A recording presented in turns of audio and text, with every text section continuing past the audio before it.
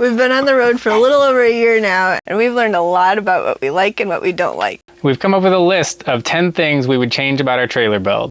They are things that aren't as good as we want them to be. Some we've improved already, others we're still dealing with. So, let's get started.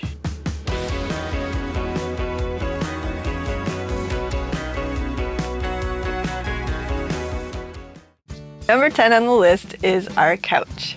We made our own cushions out of 4-inch foam, and we are very happy with how they turned out. However, we didn't angle the back at all. They're rectangular cushions up against a flat surface. The lack of that angle doesn't give you any lower back support and makes it rather uncomfortable. If you don't have something behind your lower back, you feel it.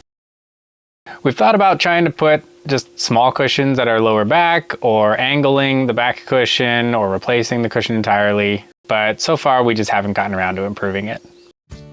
Number 9, our cabinet latches. We bought push-button cabinet latches that we really just aren't happy with. The latches we got are too short for our cabinet doors. They work fine as latches, but not as handles. Not as handles because our cabinets are too thick. We've struggled to get them to open sometimes. You got to push the button multiple times. Sometimes you have to smack them. We've even had them come open while driving on a couple occasions. We really like our drawer latches. I wish we had found those before we found the cabinet ones. They're nice. They work really well. If we could go back, we probably would have installed those in all the cabinets. And that's what I would have preferred, for sure. Number 8, our countertops. We love our countertops. Yeah. We did the Tsushugiban method of Japanese burning of wood.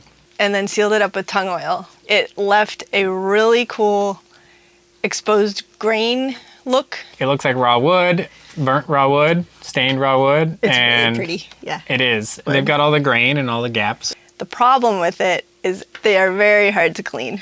So it collects crumbs and... that are impossible to get out sometimes. We literally vacuum our counters. I mean, that's what works for us. So we can wipe it down a little, but that only gets the surface stuff off. I don't like the polyurethane plasticky sealed, and I love the exposed wood. And so I think we're just gonna accept that it's hard to clean and kind of pretend that we'll continue vacuuming it. Right, we'll keep vacuuming it. Number 7, a tire pressure monitor. We purchased external valve stem mounted tire pressure monitoring system, and it has alerted us to issues several times, which has been great, but the issue they have is they won't alert you to a missing sensor for like an hour, and by then your tire's shot. We literally have a monitor, and the tire just shredded, and it's not telling us anything about it. We had one incident where road debris actually hit the sensor and broke the valve stem off of our tire, which completely shredded the tire, and it didn't alert us. Right. We knew we had a flat tire, but too late. Too late. Yeah, because the sensor was gone and the system said, everything's good, fine. So, in hindsight, we would have purchased the sensors that go inside the tire so that they're protected. At this point, we've spent the money, so we probably won't make that change. Number 6, recirculating shower. When we started, we had a recirculating shower. We aren't queasy people, but our shower didn't purge every time you used it. It was disgusting. We saw videos where people weren't purging, and we're like, all right, we'll purge every couple week showers or a couple weeks or something. Yeah. And by the second shower, it was coming out gray and smelled stinky, terrible. and it does not filter out the soap, so you're reusing your soap. Right. I mean, my eyes would sting. Right. It was terrible. And the system, we put a lot of work into it. We We talked to somebody whose job it is to make filtration systems. We had 4 different filters. Yeah, like 4 different filters, UV lights. We didn't do it incorrectly. If you're gonna do recirculating shower, make it purge when you're done. Otherwise, it's just not gonna work out. We got sick of dealing with it, so we converted it to a regular shower. Now we just have to watch our water consumption and Navy shower, but it's been working for us. Yeah, it's been working pretty well. Number 5, backup lights. We have some switches that we wish we'd have put in different locations. The trailer doesn't have any backup lights, and so we did install exterior lights around the entire perimeter. One in the rear, and then one on each side, basically, that are really bright. I would love to be able to turn on the exterior lights in the trailer when we're parking in the dark. We installed the switches for those set exterior lights in very inconvenient places. The one for the backlight is all the way at the back end of the trailer, and we just don't use it. If I could flip a switch in the truck, that would be awesome. Or at the very least, if the switch for the rear light was at the front door. I'm not going to move the switches. That'll be a pain. So doing some kind of remote switch maybe added to it, that would be nice. Number 4, oven. We didn't install an oven in our kitchen, but we did choose to buy a solar cooker instead. That you could plug in. So we thought we would be able to use it as an oven in the space, even without sun, and we just found we weren't using it. And then we were at one of your friends' houses and that had a Ninja Foodie 8-in-1. It's cool. It is cool. It's a countertop oven. It flips up out of the way.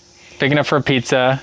We have an air fryer. We can bake. We can toast. Yeah. We can all of the above. So and doesn't take up a bunch of space. It's really perfect for a small living space. It is awesome for this type of living. Definitely. We use the Ninja Foodie all the time. So we're glad we added that. Number 3, MaxxAir fan. I wanted to like the fan. It has a problem with condensation. You get condensation in it, which is gonna happen in these kinds of rigs, and it shorts out the circuitry. We replaced it once, and then the second time it did it, we just unplugged it.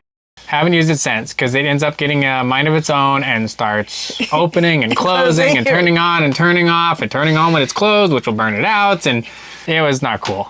I've seen people put conformal coating on it and make it technically waterproof. I put it in a Ziploc bag, and I don't know if that helped or not, but it still gets condensation inside the bag. Right. At the moment, we just don't have a working ceiling fan. Number 2, heating. We have a tiny wood stove in our living room, and we love it. We use it all the time in the winter, and it heats the space really well. The only limitation we have found with it is that the heat can't get under our floorways, and we end up with frozen pipes. We ended up getting a diesel heater to solve this, and some of the ductwork runs underneath the floor and has little holes in it. So now we're heating the living space with the diesel heater as well as under the floor, and that has made it perfect. We'll changed everything for us. Yeah, we'll still run the wood stove and then supplement with the diesel heater sometimes so that we can keep that area free of ice and not have to worry about it anymore. And then we can go fun places in the winter. Yeah. And now number 1, ground clearance. We're already pretty tall overall because we have a 2-foot extra height on the trailer itself, so we're 8.5 feet tall box. And you'd kind of think that that would limit where we can go, but ground clearance often affects our ability to get in places more than anything else. Thankfully, we haven't gotten stuck yet because we have scraped the back of the trailer in parking lots. We've had a couple spots where we had to back out and couldn't continue because we hit the bottom of the trailer on the bump in the road, and we already want to go places that we can't just because we're towing. We shouldn't with the trailer. And so ground clearance, limiting it further is annoying. So we've discussed the option of adding a lift kit to the trailer, and I really think that's something that we want to do. We love our little home on wheels, and I think we did a great job on our build. But living in it definitely highlights things that we would change. Yeah, so that's our list of 10. 10 things. Some of them we've addressed, some we have not, some we may never. We are certainly open to any suggestions you might have. Go ahead and leave them in the comments. Thanks for watching. We'll see you next week.